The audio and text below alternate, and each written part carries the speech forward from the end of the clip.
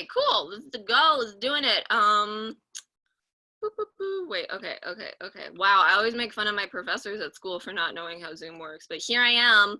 Hi, so welcome everybody. My name is Rhiannon McGavin. Today we are going to do a big old poetry workshop. I'm gonna say this before we get started, but this is going to be a very like writing and discussion heavy workshop, so please get something to write with right now. I should have said this like 5 minutes ago, but yeah, get a journal, get a piece of paper, get a napkin, get ink and quill, or a pen, or a pencil, or your favorite color of crayon, but get something to write with. I have my own, I actually need to get a different notebook. So we're all gonna go get our writing utensils right now, then we're gonna come back in like 2 minutes.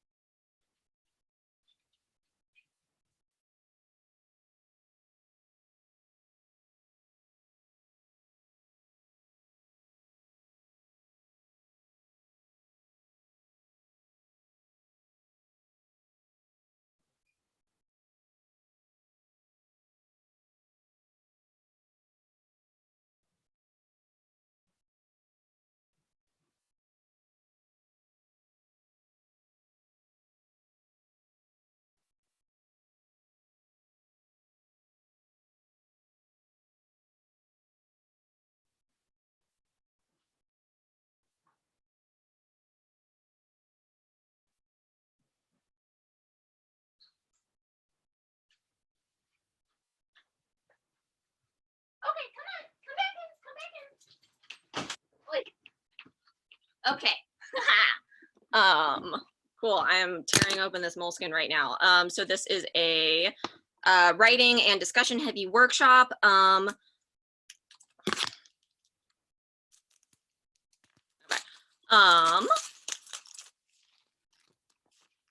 Hi. So this is a trauma-informed poetry workshop. What that means is not that we're going to be writing about trauma necessarily, but that we are going to use the tools of trauma recovery to make us better writers and more generous writers, and make writing like a better and healthier process for us. Because as a teenager, I had a lot of like poetry workshops where the prompt would be like, what's your biggest secret, or write about the worst thing that ever happened to you, or what's your worst nightmare. Like that's really like not generative or helpful, and actually very dangerous to like say to a room of sad 16-year-olds. So this was sorry, I get so distracted by the chat. Yeah, we're going to do some trauma-informed poetry, not necessarily writing about trauma, but using the tools of recovery and healing to just promote healing overall. So I studied neuroscience. Yes, I will read The Body Keeps the Score during quarantine. Yeah, no, that's great. Oh my God, I'm so distracted. Okay. Just let yourself be distracted. Oh, you're right. Thank you, Daniel. Yeah. Oh, so the writing exercises and what I'm going to talk about today is gonna seem really simple, but to me it is the foundation of a healthy writing praxis, and also the foundation of a lot of my own poetry and what I look for in the writing of other people, and what I just find fun. So the workshop is based off a grounding exercise called the countdown. It goes by other names with other people, but I've always seen it referred to as the countdown. So there's 5 senses, right? Taste, sight, hearing, smell, and touch. So when I am feeling overwhelmed, such as right now, but yeah, when I'm feeling overwhelmed, or when I'm feeling very out of body, having a dissociative experience, what you do is you count it down. So 5 things that you can see, 4 things that you can feel, 3 things that you hear, 2 things that you can smell, 1 thing that you taste. So today We are going to incorporate that into our writing. We are going to count through the senses. We are going to have a little free write based on both, based on all of the senses. We're going to read through poems that I feel really capture those sensory experiences very beautifully. We're going to discuss those poems.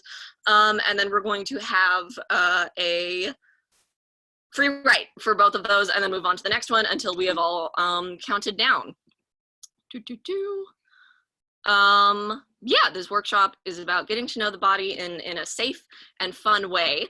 I'm going to talk about neuroscience for a little bit because I was planning to be a psychology minor, but I was rejected from my program. But I already took a lot of neuroscience classes. So now you guys get to reap the benefits of that. But yeah, we're going to be talking about the interoceptive world. So the interoceptive nervous system, the interoceptive world within the body, it's the part of the brain that allows you to observe yourself. And it was studied very in depth by a pioneer of the field, Dr. Bessel van der Kolk, who wrote The Body Keeps the Score. Which was brought up, yes, we do stand, which was brought up in the chat earlier. So I'm going to share my screen. But yeah, like anytime that you're like, oh, I noticed that my stomach is hurting, or oh, I noticed that like my shirt is a little itchy right now, or like the light's a little too bright. That's the interoceptive world. The interoceptive senses, it's allows you to notice yourself, and that's the skill set that we're going to be working on today. So I'm going to share my screen. Can I do that? Can I do that if I'm not a host? You should be able to. Let me know if it's being weird. Little green button. Oh, yeah? Yeah. Yeah, share. Hey, okay. There we are. Can you guys see what I'm looking at? Very much so. Okay, cool. Yeah. So just some quotes from Bessel van der Kolk to give us a little foundation of what we're talking about today. Even though like the writing like exercises themselves are very simple, there's a lot of thought behind them. So to feel and know your body safely is an essential ingredient of healing. The critical factor there is the issue of time. When you're traumatized, time stops and you feel like it will last forever. When a love relationship breaks up, you feel terrible and think it will never go away.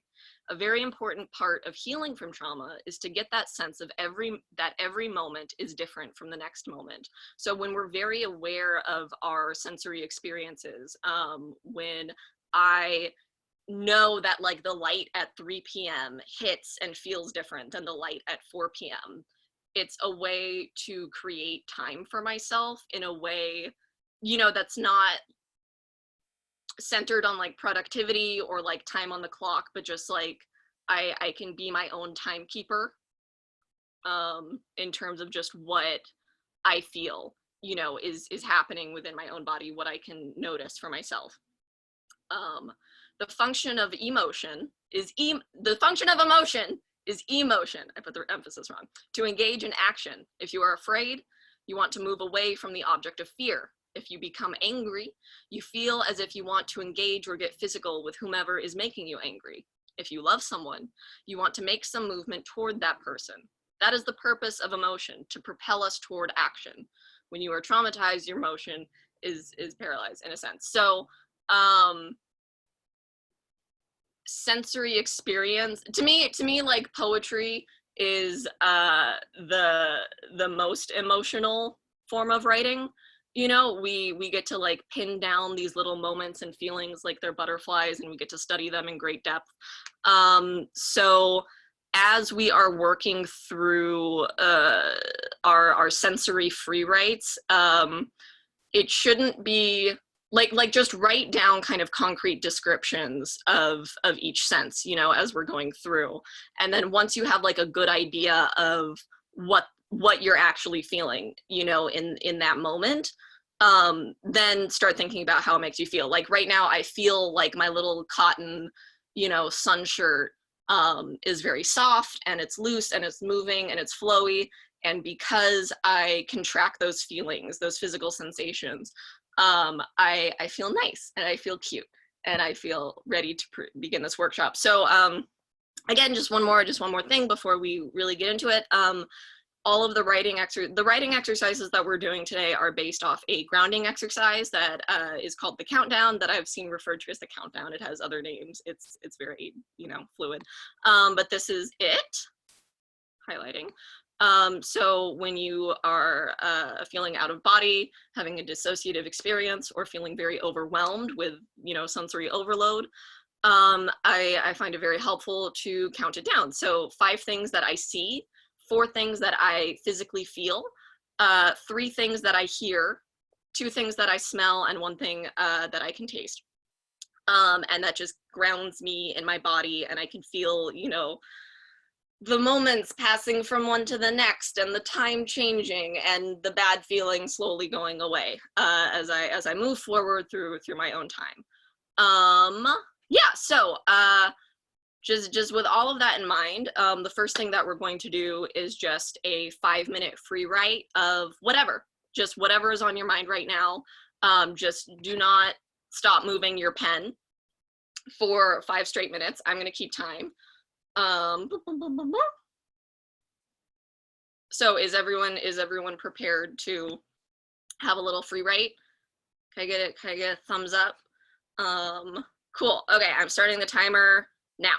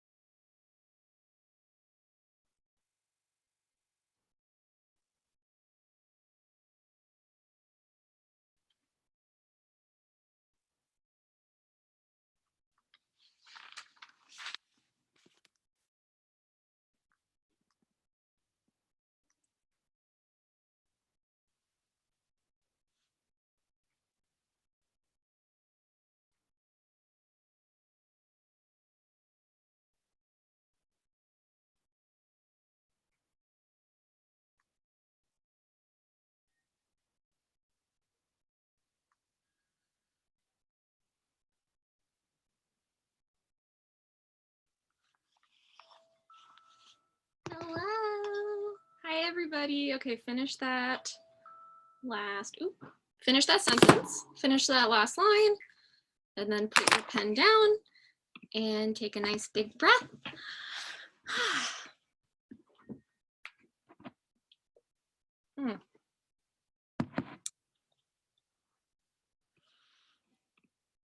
Yay, beautiful. Oh, it's so nice seeing everybody's faces in gallery view. I'm just clicking through. Oh, okay, cool. So we're gonna do some deep breaths together and then get right into talking about poems. So the first one is called a box breath. So we're going to breathe in for 4 counts, hold for 4 counts, breathe out for 4 counts, hold for 4 counts. So I will count us off. So in, 2, 3, 4, hold, 2, 3, 4, out, 2, 3, 4, hold, 2, 3, 4, in, 2, 3, 4, hold, 2, 3, 4, out, 2, 3, 4, hold, 2, 3, 4, in, 2, 3, 4, hold, 2, 3, 4, out, 2, 3, 4, hold, 2, 3, 4. Yeah.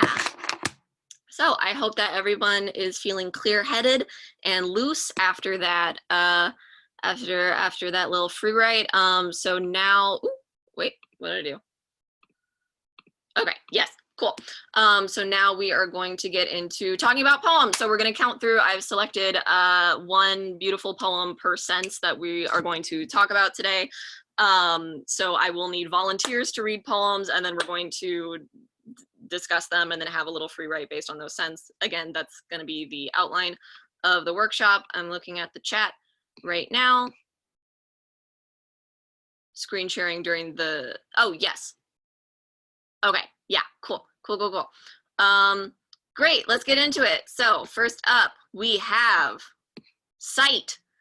So the poem is To the Winter Apricot Blossom by Emily Jungmin Yoon. Can I get a volunteer to read this? Jirei, yes. Yeah, okay, Jirei. You want to turn your mic on? Yes. And then Okay. let's make sure that this is all. Okay, yeah, this is the whole poem. Did I trick you with the glow from my window, the warmth of my skin? It started with a lone flower, ember-like in the lifting dusk, burgeoning on the branch, nosing into my room. At night, the floret shadow dropped them onto my page, my arm, my poem. In the snow, you were heavy with 100 bulbs to light the winter into spring, a cold, misty morning. You alone illuminate the sky, small lanterns, red, bursting loaves. Master Jirei, thank you so much. Beautiful. So, first impressions of this poem. Turn your mic on. We will be respectful of each other's speaking spaces and noises. But yeah, what is your first sensation after hearing this lovely poem read aloud and seeing it on the page? Hello. I was gonna say it's very light, like literally lit. Like it's using the kind of the interference between physical light hitting things and warmth from that light to kind of translate feelings, which I really like. Yeah, beautiful. And what's your name? Sophia. Oh. My name is Sophia. I don't know if you can hear me. No, yeah, I can hear you. Okay, so thank you, Sophia. Okay. Yeah, if you want to speak up and then if you say your name before talking. So okay. Yeah, sorry, I should have mentioned. That's a good idea. Yeah, exactly. So this is Emily uses light in terms of the light falling down and illuminating things, but also the warmth, ember-like in the lifting dusk, burgeoning on the branch, nosing into my room. And then also the interference of objects, the floret shadow dropping. And it's as though the shadow of the apricot tree is like another being in the poem. Not even the apricot tree itself, just its shadow working into her room. Anybody else?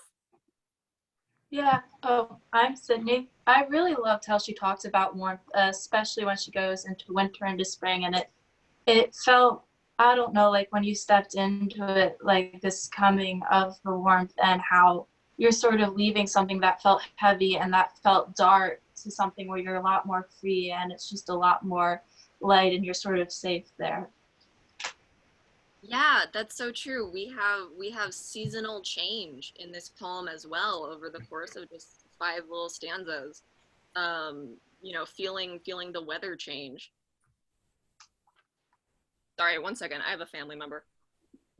Hi, I'm working.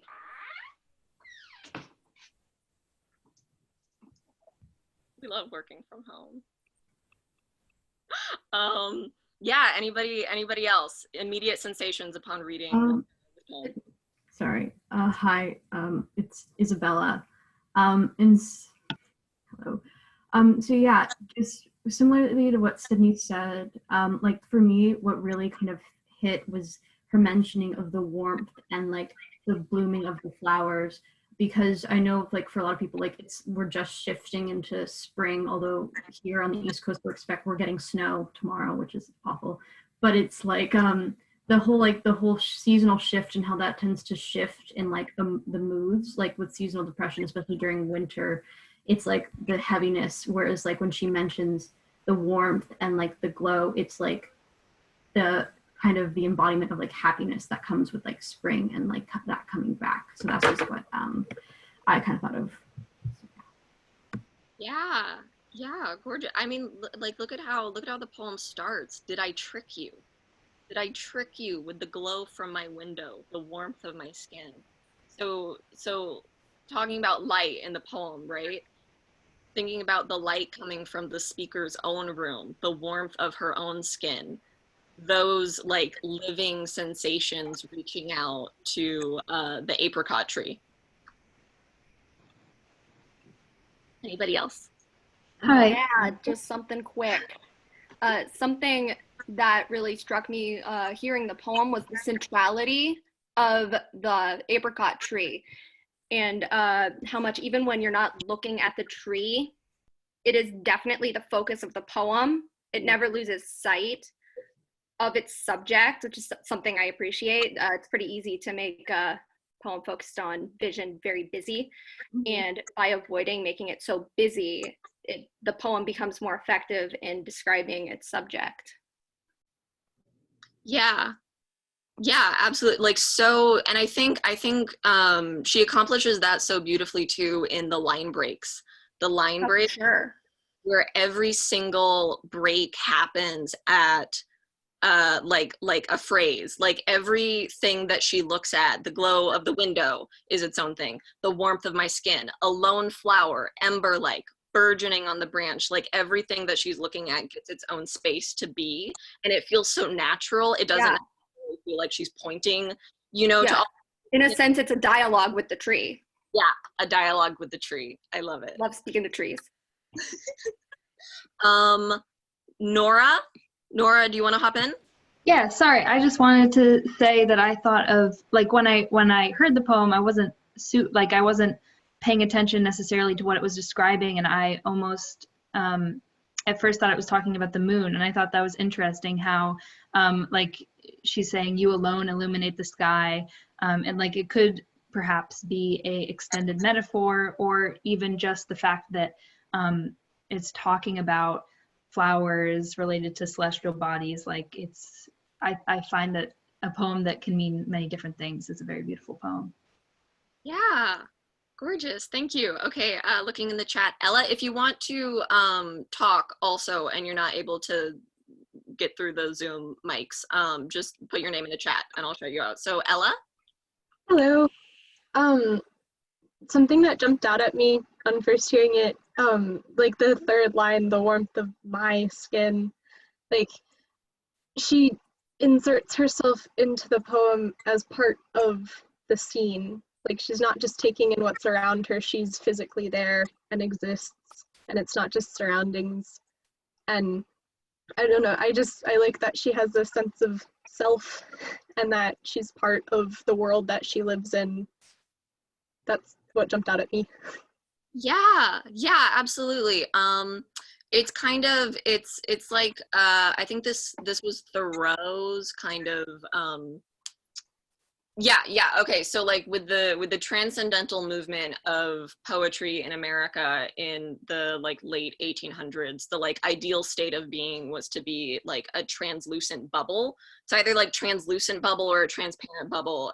English majors call me out. Where like you're just a bubble and you're taking everything in, but you have no effect on the world around you. You know, you're just a giant transparent transparent eyeball, not bubble. I'm what am I doing? But yeah, a translucent eyeball where you're just sitting in the world and you are not having any effect. Nothing is affecting you, but you can still like look at everything and take it in. So here, like Emily is very much still a part of the world. She's very much still a part of the world, and I think that's beautiful. Cool. Okay, so this is our poem for sight, for vision.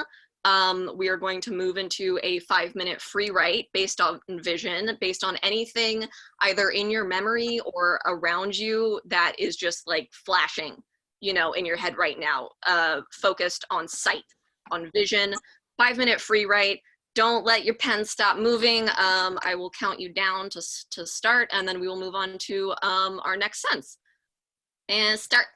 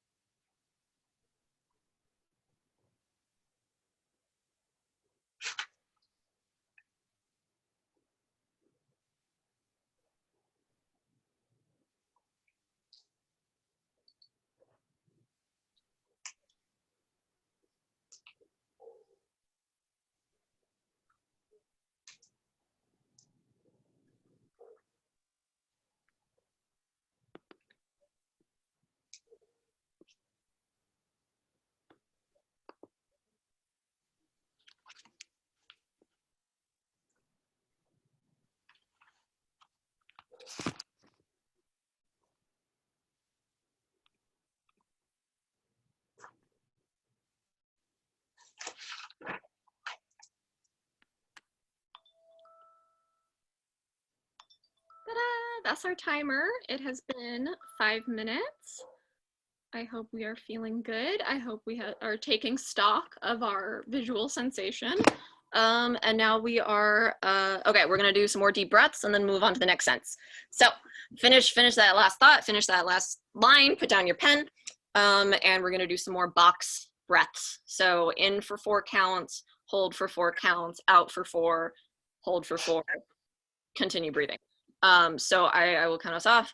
In, 2, 3, 4, hold, 2, 3, 4, out, 2, 3, 4, hold, 2, 3, 4, in, 2, 3, 4, hold, 2, 3, 4, out, 2, 3, 4, hold, 2, 3, 4, in, 2, 3, 4, hold, 2, 3, 4, out, 2, 3, 4, hold, 2, 3, 4.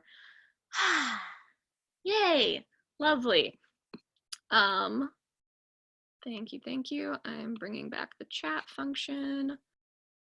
Okay. Oh yes, Taylor, the notes and collected poems will be available to everybody after the call, and the video is also going, we're recording it for the Notacult YouTube channel, which I also want to mention, because if you don't want your face on the video, then switch to voice only, FYI.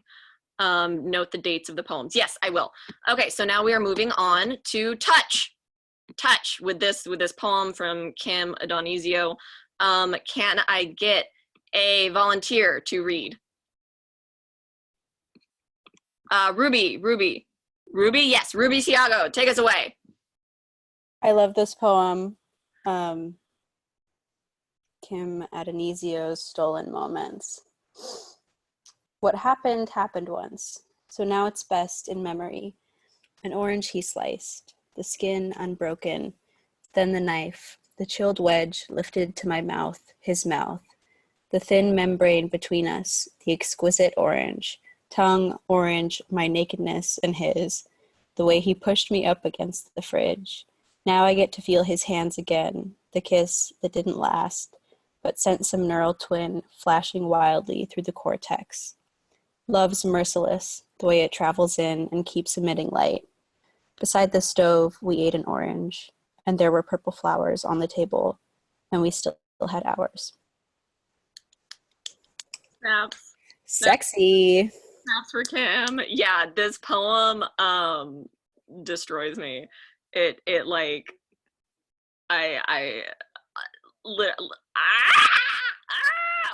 how are we supposed to move on?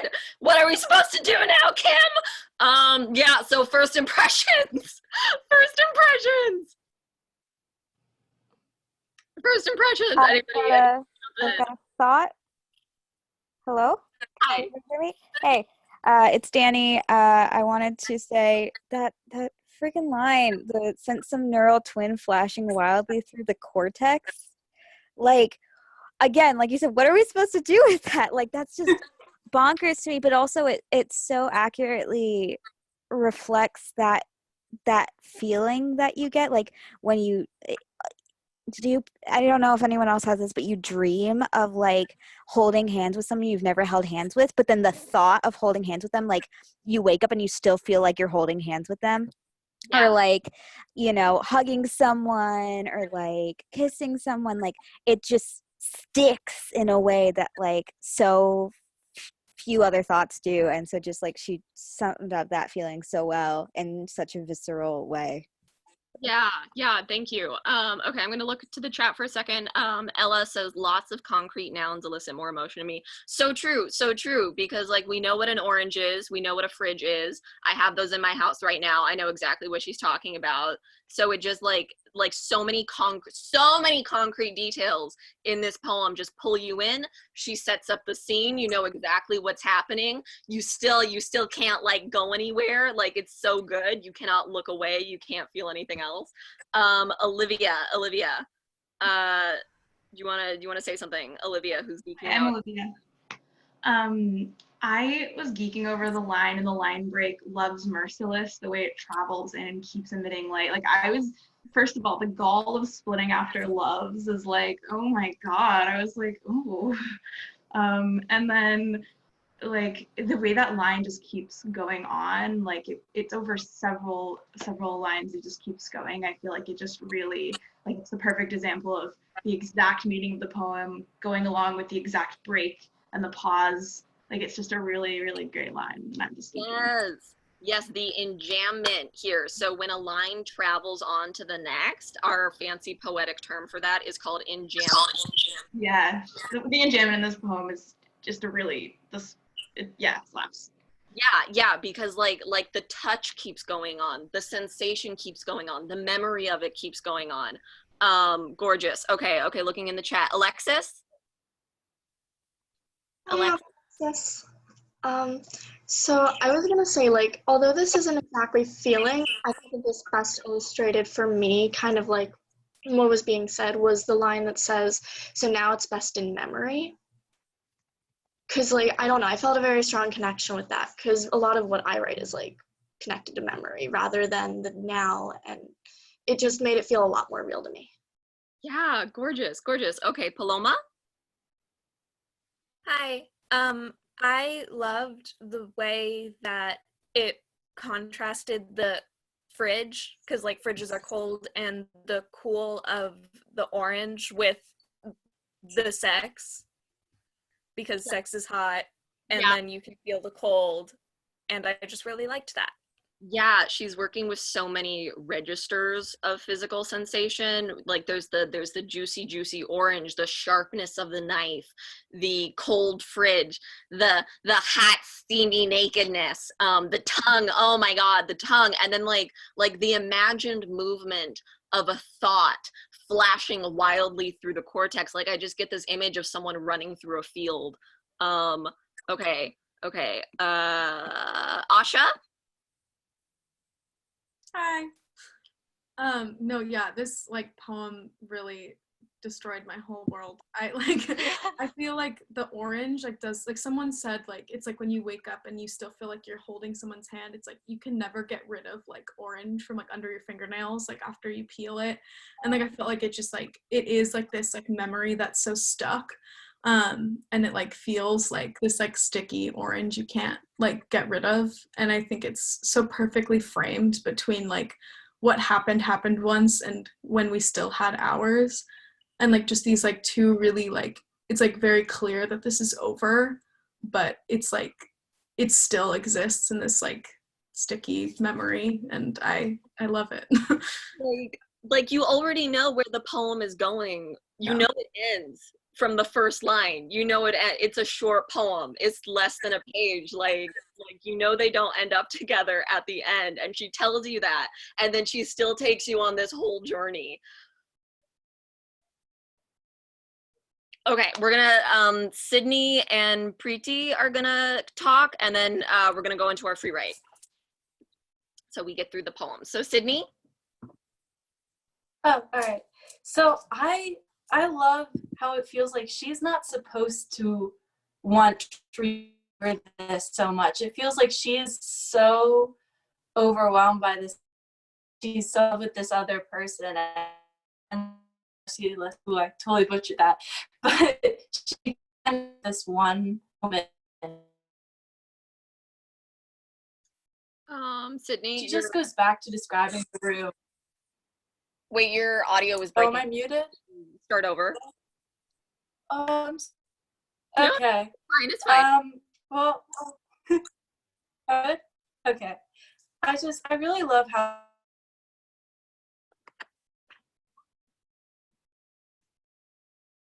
Oh no, babes, I can't hear you.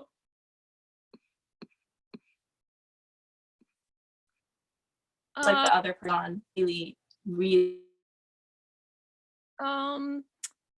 Wait, Sydney, I can't. The audio is breaking up a lot. Sydney, could you type what you wanted to say in the chat, and then I'll read it aloud?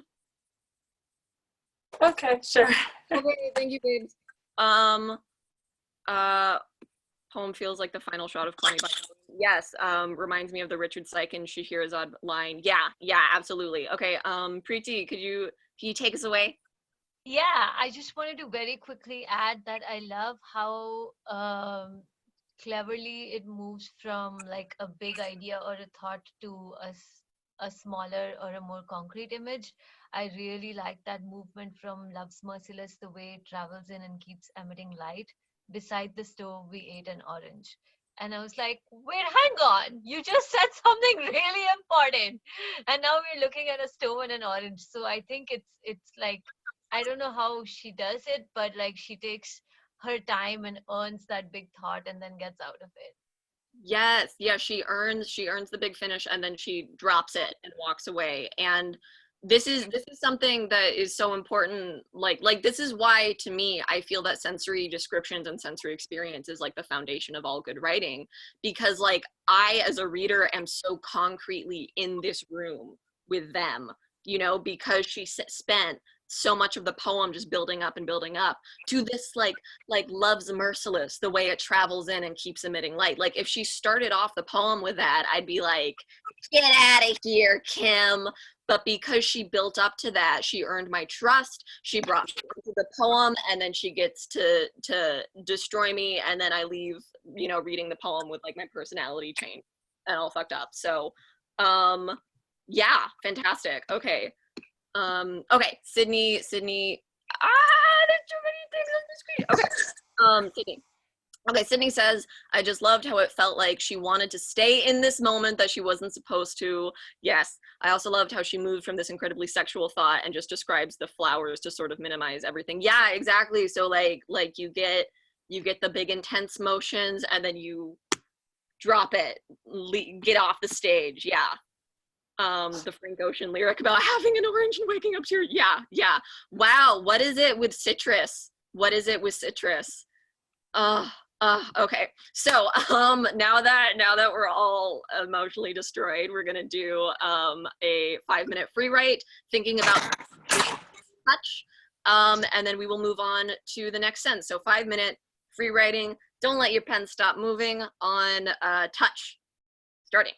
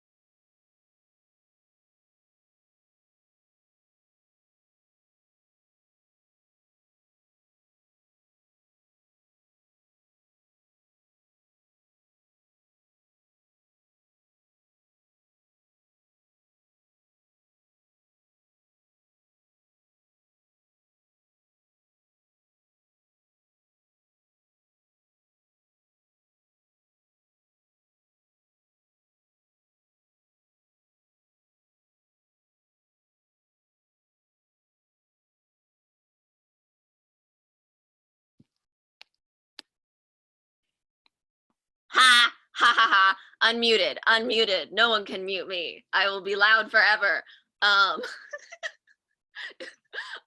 Cool. So finish that last thought, put down your pen, and join us again. We're gonna do some more box breaths, and then move on to the next sentence. So in for 4 counts, 1, 2, 3, 4, hold, 2, 3, 4, out, 2, 3, 4, hold, 2, 3, 4, in, 2, 3, 4, hold, 2, 3, 4, out, 2, 3, 4, hold, 2, 3, 4, in, 2, 3, 4, hold, 2, 3, 4, out, 2, 3, 4, hold, 2, 3, 4. Yay! Thanks everybody. I hope we're feeling oxygenated. Jack said something very smart in the chat, describing motion, eating, and sex through what is essentially a list of nouns objects reflects how in memory usually the transition / motion are gone and you're left with the still images. Yeah, that's so true. That's so smart. Okay, last thing about Kim. And we are moving on to sound. Sound. Can I get a volunteer to read this poem by Hanif Abdurraqib?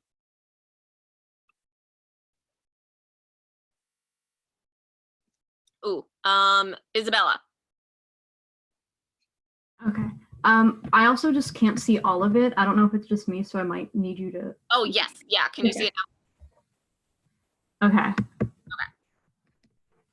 Darlings, if your owners say you are not usually like this, then I must take them at their word. I am like you, not crazy about that which towers before me, particularly the buildings here and the people inside who look at my name and make noises that seem like growling. My small and eager darlings, what must it be like to have the sound for love and the sound for fear be a matter of pitch? I am afraid to touch anyone who might stay long enough to make leaving an echo. There is a difference between burying a thing you love for the sake of returning and leaving a fresh absence in a city's dirt, looking for a mercy left by someone who came before you. I am saying that I too am at a loss for language, can't beg myself a doorway out of anyone. I am not usually like this either. I must apologize again for how adulthood has rendered me, us, really. I know you all forget the touch of someone who loves you in 2 minutes, and I arrive to you a constellation of shadows. Once hands, listen, darlings, there is a sky to be pulled down into our bowls. There is a sweetness for us to push our faces into. I promise I will not beg for you to stay this time. I will leave you to your wild galloping. I am sorry. I can't see the last line. Sorry. To hold you again for so long, I am in the mood to be forgotten. Thank you. Snaps for Isabella. Thank you so much for reading that. So first impressions for the dogs who barked at me on the sidewalks in Connecticut. Ooh, messages.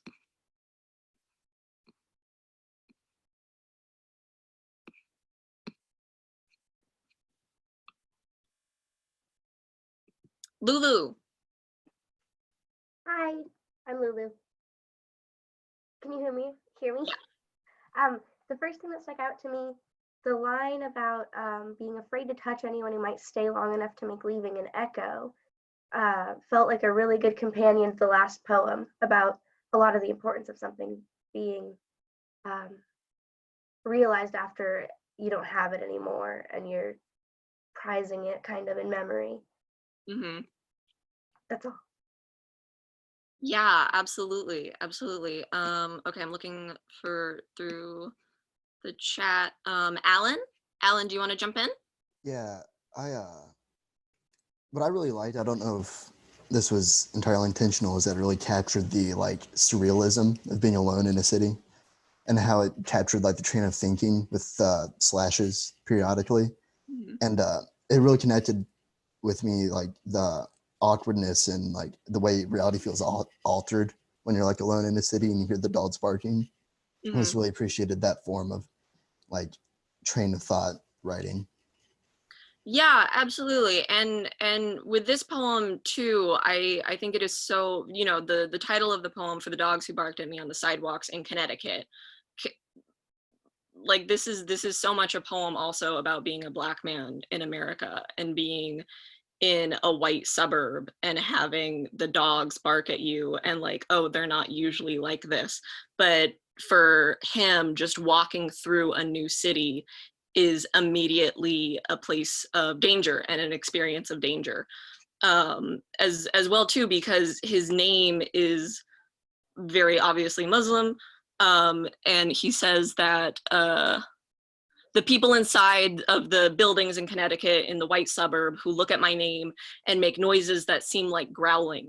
So it's so much about being forced into an experience of danger, where you may be harmed just by walking around. So looking through the chat. Who else wants to jump in? Nora. Yeah, I thought that was interesting. The line where there's a difference between burying a thing you love for the sake of returning and leaving a fresh absence in the city's dirt. I thought that really speaks to the moment we're in and the difference between leaving of your own accord or being. I thought that had to do with police brutality and having to leave this plane because someone forced you to, and leaving. Like, I thought that was so vivid, that leaving a fresh absence in a city's dirt, like you can make that mark on a city with your death. So I thought that was interesting. Yeah, okay, looking at the chat. Jack, do you want to jump in? Yeah, I just had hello. Something very small to say, but it's because I'm just a nerd for physics. The part where he says, let me find it, what it must be like to have the sound for love and the sound for fear be a matter of pitch. It reminded me that in like the physics of sound waves, there are specific pitches that people call like the love frequency and the fear frequency. And so like in some cases, the sound for love and the sound for fear can actually be a matter of pitch. And that was just very interesting to me. Yeah, that is so thinking about sound within this poem too, like the title of the poem is For the Dogs Who Barked at Me on the Sidewalks in Connecticut. And I really, especially in the chat, folks were talking about the prose poem form of this with all of the line breaks and the slashes. And like the line breaks within the poem, the way that they act on the page reminds me so much of just, you know, walking down a street and hearing dogs barking, as though like every slash is like a sudden noise punctuating the space around you. So let's move to how sound works in the poem. Like how do we see sound represented in here? How is it actualized in the form? Natalie says this poem evokes the trigger of sound for a trauma response very well. Yeah. Nora says dogs don't dislike people, they react to their owner's discomfort. Absolutely.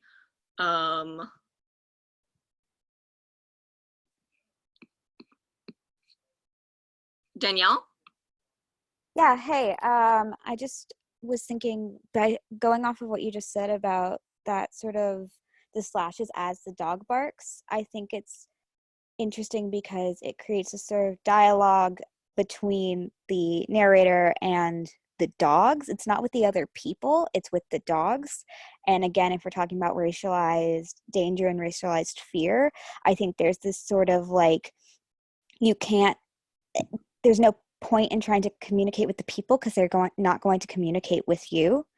And you can only speak on the level of like the level they view you at, which is at the level of their dogs. And also connecting to a line of, I too am at a loss for language, I think also connects to this like, lack of connection. Like language isn't useful because they're not actually going to listen, if that makes any sense. Mm-hmm. Yeah, that was just my thought. Yeah, absolutely. I'm realizing this now as like I see all of the poems in order, but there's a lot of direct addresses throughout. Like all of the poems that we're looking at today are first person speakers. They're direct addresses. They're direct addresses to very often like non-person entities. We talk to an apricot blossom. We talk to oranges. We talk to dogs. So yeah, thank you guys for this discussion. Looking at, yeah. Reading it, Nora says, reading it could leave you breathless. Yeah, absolutely. Oh man. So thinking about how like the ooh, only 2 comments. Yeah, and how you find some dogs bark. Yeah, absolutely. Jamie, do you want to jump in for our last comment before the free write? Yeah, sure. Along with like the breathless thing, so like going back to iambic pentameter and like how an average like sentence has about 10 syllables in it.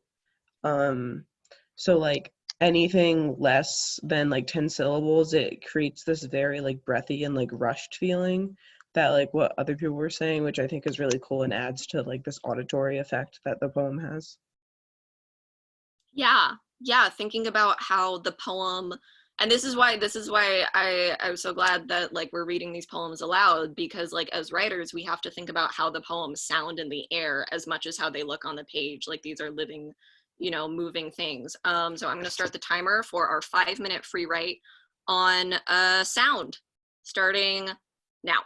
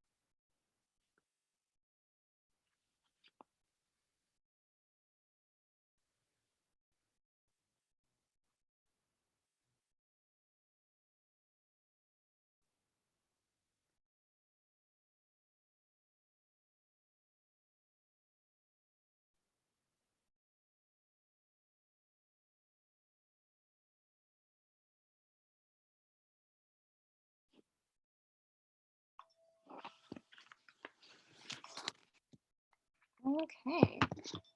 There's our timer. Finish that thought. Finish that last sentence. We're gonna go into our deep breaths.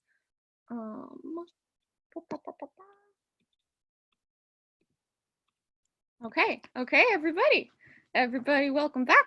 We're gonna breathe in for 4. You know the drill. You know the drill by now. Okay, so breathing in for 4. 1, 2, 3, 4. Hold 2, 3, 4. Out 2, 3, 4. Hold 2, 3, 4. In 2, 3, 4. Hold 2, 3, 4. Out 2, 3, 4. Hold 2, 3, 4. In 2, 3, 4. Hold 2, 3, 4. Out 2, 3, 4. Hold 2, 3, 4. Yay! And there we go. So thank you. This is the poem we're looking at today that most explicitly deals with trauma and trauma responses, I feel. And now we are moving into smell. Can I get a volunteer to read this excerpt from Perry Hellion by Franny Choi? Lulu B. Or no, wait, Alyssa. Wait, who said it first? Alyssa. Yes, that's me.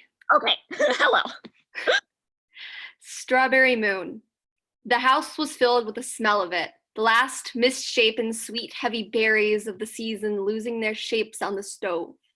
The house was filled with the smell of fruit unbecoming, fruit pulled to its knees at fire's feet. All summer long, the bushes had whispered, "Take me," shown us all the places we could kiss if we wanted. And so, as the light died, we put our mouths on the least lovable, the too full, the easy bruised. We shouted, "I choose you, and you, and you, and you," and canned that hunger and spooned it into our mouths on the coldest days. Snaps for Alyssa. Oh my gosh, that was so good. I love speaking. Oh my god, that was an incredible reading. Thank you. Wow, I guess we're like everybody in this chat is just in a relationship now. That was such a good reading. Okay, so immediate feelings upon hearing this poem and seeing it on the page.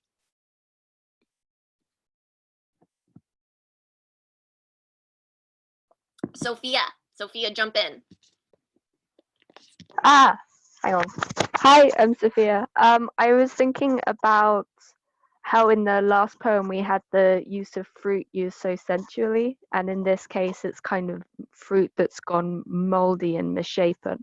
So it's that same kind of symbolism, but used really powerfully in a different way to describe something almost the same but quite different. Yeah, we had like the fresh fruit from the fridge in Kim's poem, and then we have like the fruit at the end of the season here. Madison? Yeah, hi. I think it uses the sense of smell by kind of showing this sort of want, like you can smell this relationship, and then I feel like it really ties it back in such a healing way, like and making it a choice to choose someone and to heal with them through intimacy. I don't know. I feel like it just connected it really well, and it's such healing yearning. Yeah, the house was filled with the smell of it.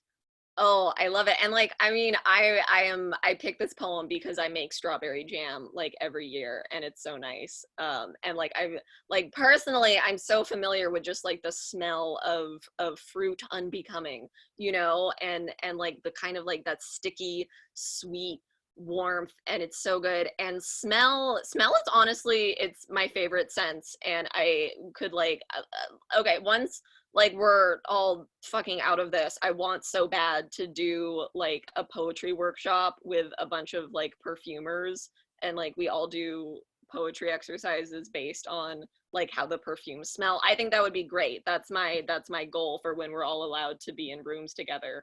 Again, I'm gonna go to the chat.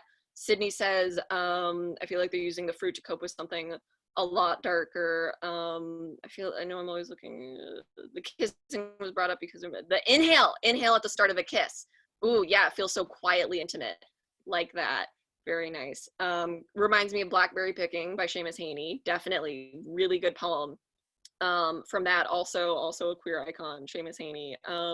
Loves that she employs phrases like fires fleet and least lovable, whether or not it makes the reading of it haunting. Yeah, and we have the alliteration, consonation. I'm an English major, I have a degree. Fires fleet, like it sounds joined together in the mouth, you know? Lulu, jump in.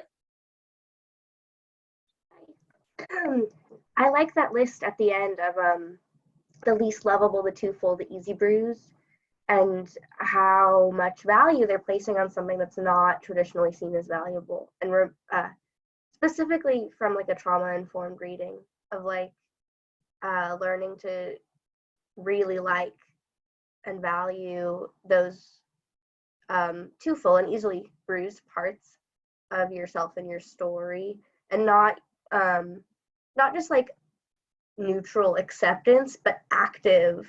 I choose you. I understand that you'll have value to me in the future when it's cold and wintry and there's no fresh fruit, and I've preserved this jam, and I'm going to learn from you and benefit from you in the future. Yes, absolutely. Embracing all of that. So also I should mention Perihelion is a sequence of poems from Franny Choi's book, Soft Science, where she kind of goes through a farmer's almanac and like makes up descriptions for all of the moons that are listed there. So this is like 1 out of 12 stanzas. And it's so good. Cactus City says that I love that smell is the closest tied sense we have to memory. That's absolutely true. Yeah. Alyssa says smell is the only sense not processed by the thalamus. Yes. It is processed, at least initially, in the olfactory bulb, which is near the limbic system. Yeah. So like every other physical sensation that we have like goes through a whole labyrinth of nerves and kind of sensory intermediaries before it gets to the brain and you actually perceive it. But with smell, it's like thing, direct perception. And I love it so much, and that's why like it is the sense that's closest tied to memory. This is like the what's referred to as the Proust effect, because Proust in you know, in the thing he wrote, in the big giant book that he wrote. I don't remember if it's Swan's Way or like Memory or whatever. I didn't read it. I just know it happened. But like the guy eats a cookie and he smells the cookie. And yes, from Ratatouille, from Proust's masterpiece classic, Ratatouille, when the Proust effect was first written about. But like the main character, he has a cookie, and the cookie reminds him immediately in that moment of his childhood. And that's true, where like when you smell, like smell is the sense closest connected to memory. This is the takeaway. Okay, next. Anybody else want to jump in? Natalie. Hi, I'm Natalie.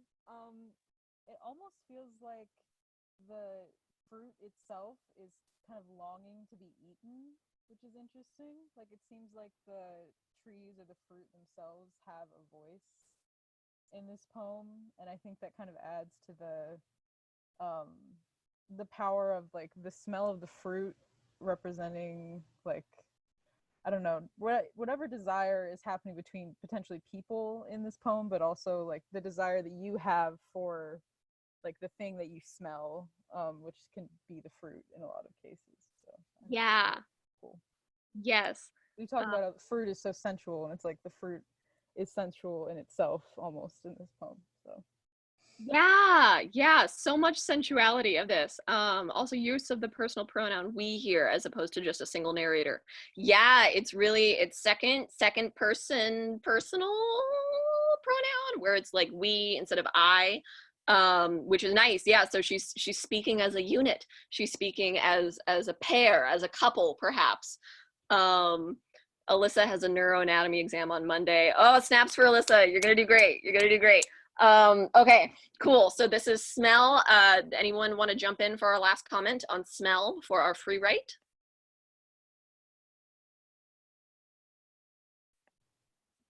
Jump in, jump in.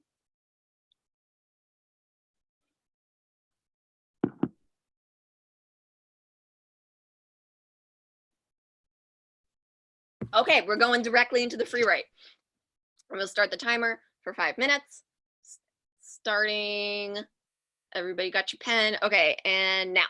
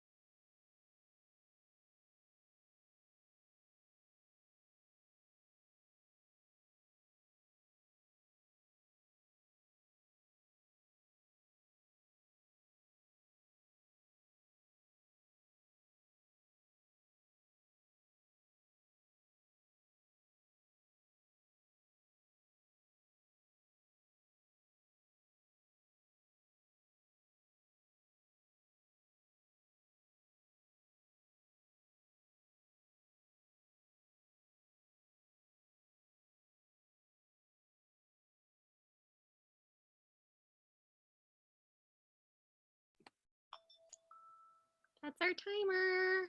That's our timer. Finish that thought and then put down the pen. Okay, we're gonna do our last box breath for the workshop. You can do more after it ends, if you would like. And then we're going to move on to our final sensation, our final poem. So gonna count us in. We're gonna breathe in 2, 3, 4, hold 2, 3, 4, out 2, 3, 4, hold 2, 3, 4, in 2, 3, 4, hold 2, 3, 4, out 2, 3, 4, hold 2, 3, 4, in 2, 3, 4, hold 2, 3, 4, out 2, 3, 4, hold 2, 3, 4. Okay, very nice. So this is our, sorry, we're going a little bit over time. This is our last poem. If you have to leave right now, we were supposed to end at 5:30 Pacific Standard Time. So if you have to go right now, that's okay. This is our last sense. Okay, we have taste. And the poem is Arabic Coffee by Naomi Shihab Nye. Sydney, do you want to read first in the chat? Yes, please. Okay, I will scroll down for you. Yeah.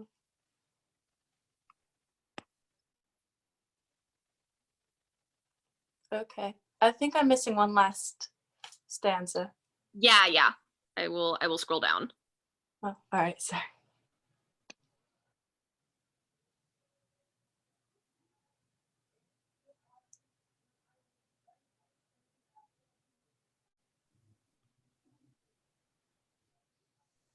Oh, okay. Sorry, I just saw the chat. All right. It was never too strong for us. Make it blacker, Papa. Thicken the bottom. Tell again how the years will gather in the small white cups. How luck lives in a spot of grounds. Leaning over the stove, he let it boil to the top and down again. 2 times, no sugar in his pot. And then the place where men and women break off from one another was not present in that room. The 100 disappointments, fire swallowing oil wood beads at the warehouse, and the dreams tucked like little pocket handkerchiefs into each day took their places on the table near the half-empty dish of corn. And none was more important than the others and were all the guests. When he carried the tray into the room, high and balanced in his hands, it was an offering to all of them. Just, all right.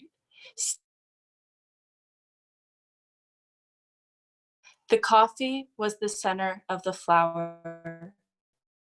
It closed on a line saying, "You will live long enough to wear me," a motion of faith. There is this, and there is more. Great, thank you so much. Thank you for reading. Wonderful. So yeah, sorry, let me see if I can size it so that the poem is all on the page at once.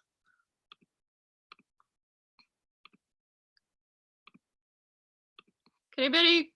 Okay. We can all kind of see that.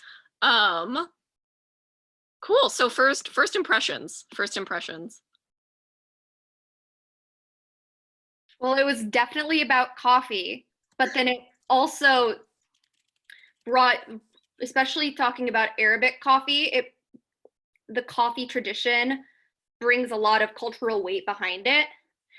And the speaker, whether it's the poet or not, appears to be balancing the way that the tradition usually works with the way it works in her house, with the world outside and the world here, creating an island of solace in this world where everyone is the guest and everyone's important, creating that safe space within the home from her father, and connecting the taste of coffee with that memory and that feeling. Yeah, absolutely. That's so clear in like the line, and none was more important than the others, and all were guests. So she's talking about all of the people in the room, but also all of the disappointments that they carry, all of the Yeah. memories and the dreams and the half-empty dish of corn. Everyone is there. Okay, going in the chat. Jire, do you want to jump in? Yeah, I think this poem specifically references to how in different religions and cultures, so like in Islam and Judaism, sometimes if you are practicing Orthodox, then places of worship are segregated by sex. And so it's talking about how in this time where they're simply just sharing coffee with each other, it's a time where she feels this equality that maybe she doesn't feel in other places in her life. So I think that was a huge part that I got from when I was looking over this poem. Yeah, for sure. I think the cultural aspect is definitely relevant here. When I was first reading this poem, what jumped out to me was kind of because we get the sense that the speaker is a child in the start. You know, like the first stanza is very much like a child talking to her parent.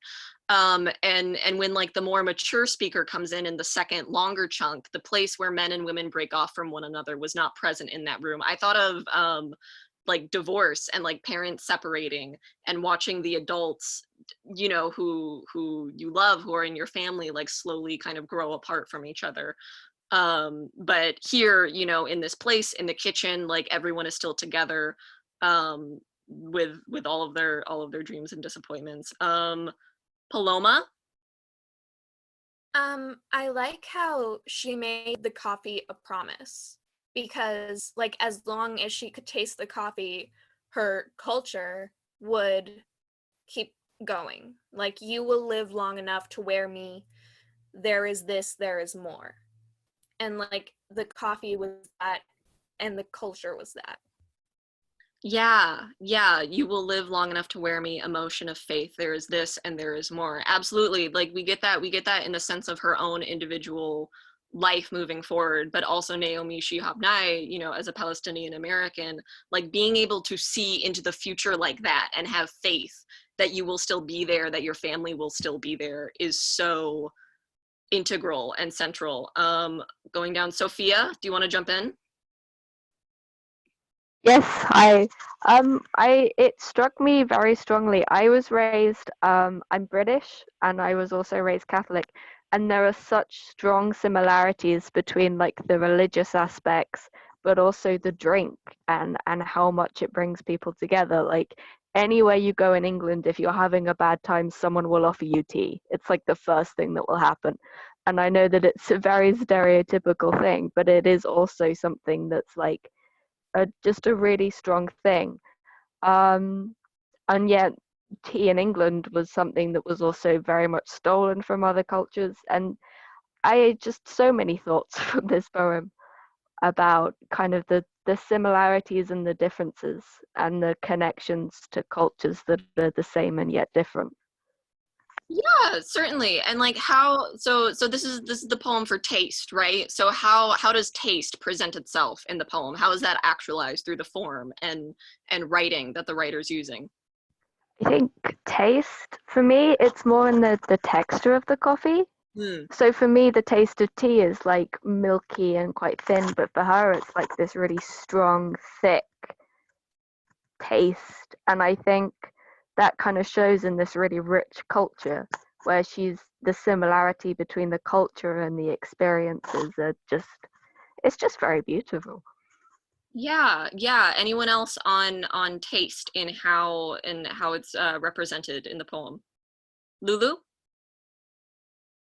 Yeah, I was writing down like she points out like strong and make it blacker and grounds all thick in the bottom and no sugar in the pot. Like, and even if I was thinking about this with all the cultural talk that we'd had, even if you haven't participated explicitly in the tradition of Arabic coffee, you probably are familiar with like when you've had coffee or even like when the grounds gather at the bottom of like hot cocoa. Like the way that she describes those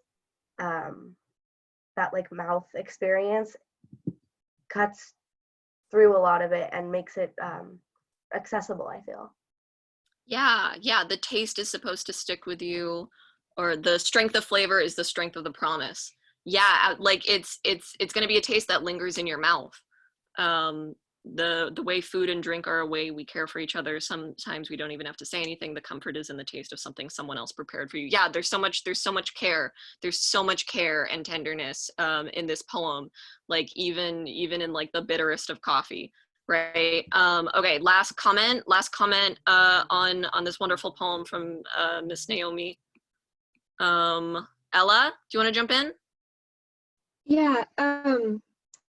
I have two things to say. Firstly, that like, it made me think a lot of like the sacredness of mealtime and sharing meals in community, and how like taste. I mean, like, no matter what everyone has going on, like I obviously I'm not from an Arabic culture, but I understand this poem in a way that like I can access the meaning of it too, because like everyone has to eat and everyone has to nourish themselves, and like that's usually a time when my very busy family comes together and spends time together and we're sharing food. So that's something I always looked forward to when I was little. And also just like with coffee specifically, like it's got a very distinct taste and texture, and it's delicious in a way that's exciting. Like it's something that you look forward to, and it has an invigorating effect, and that's quite particular to it. And being able to share that with other people also creates that sense of community. So like the taste is linked with such a positive connotation. It's nice. Yeah, invigorating really sticks out here. Like we get the excitement in the voice of the child at the start, and then also just the motivation to keep going on in the close of the poem, all centered around coffee. So connection, family tree. Yeah, absolutely. Okay, so we're gonna go into our final free write, and then we will say goodbye. So I'm gonna start the timer for 5 minutes on a strong sensation of taste.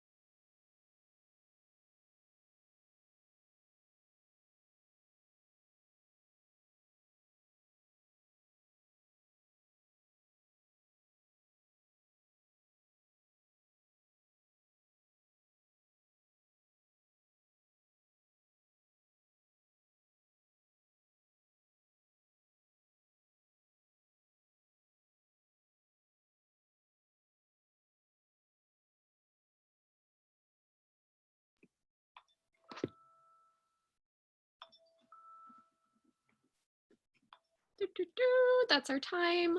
That's our timer. Finish that thought. Put down your pen.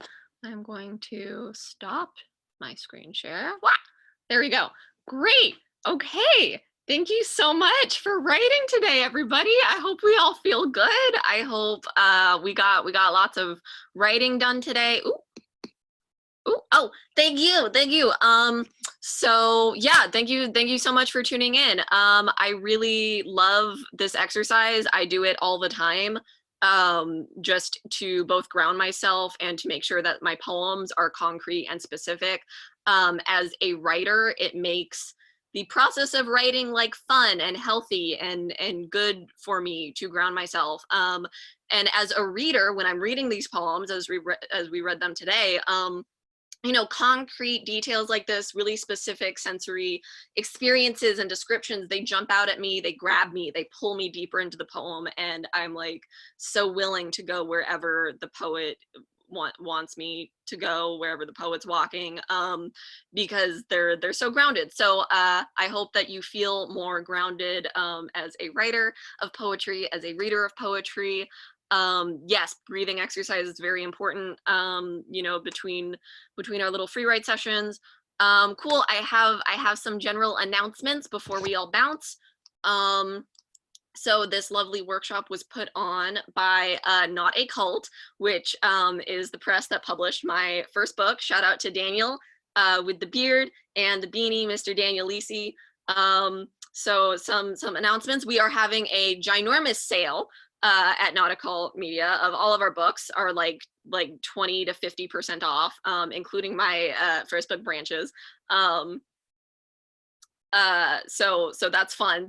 We have so many good books coming out.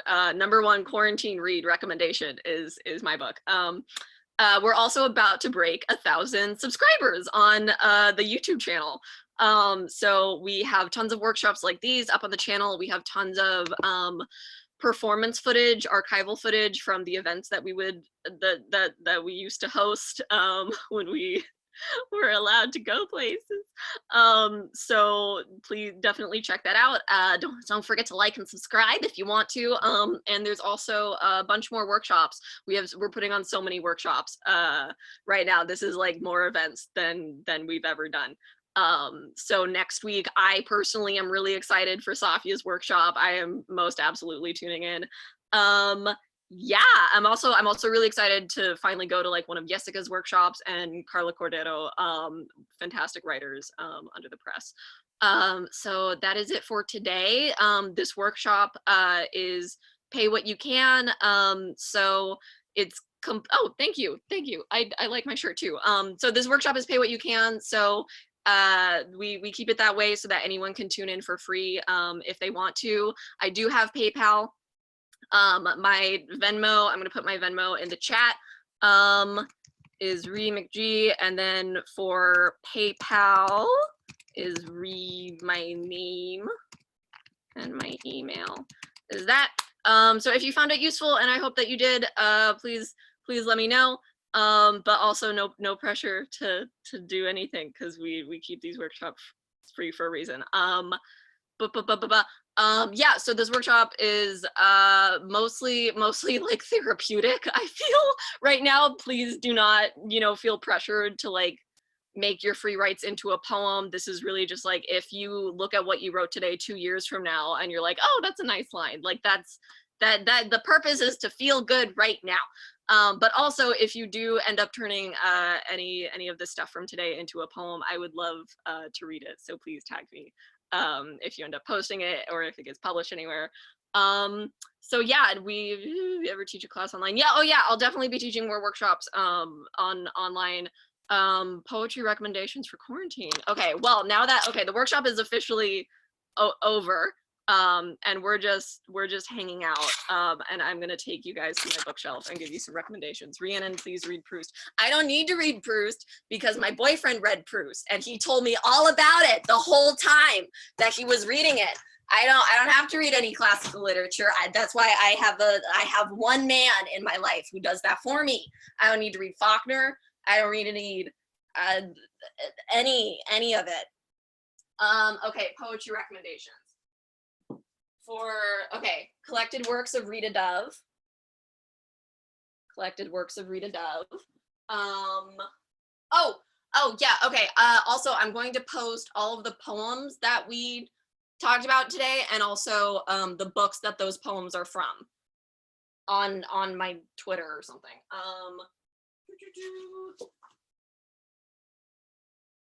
This is like just a recommendation in general. American Sonnets for My Past and Future Assassin by Terrence Hayes. I'm gonna try what's like comfy books. The Book of Disquiet by Fernando Pessoa. Book of Disquiet by Fernando Pessoa. I will post all of these. I'm just spitting. Bruja by Wendy C. Ortiz. Really good. This is like a dream diary. It's so good. It's just like all of the dreams that she had for 2 years. So if you liked in my gotta plug my new column for The Believer window side. Everybody go to thebeliever.com and read my new column about art on the internet. But I talk about the dream forum that Melissa Lozada Oliva is curating right now. So if you like that, definitely check this out as well. And then the last one I'm going to recommend is In the Next Galaxy by Ruth Stone. Let me find, there's just like the most perfect poem. The title poem of this book I'm going to read, and then I am going to go to Alicia Wise and Asia Monet are doing a poetry reading right now at 6 p.m. PST. So that's where I'm going to go hang out with my drink. So come over there if you want. But yeah, I'm going to read this poem and then we're going to say bye. In the Next Galaxy by Ruth Stone. Things will be different. No one will lose their sight, their hearing, their gallbladder. It will be all Catskills with brand new wraparound verandas. The idea of Hitler will not have vibrated yet. While back here, they are still cleaning out pockets of wrinkled Nazis hiding in Argentina.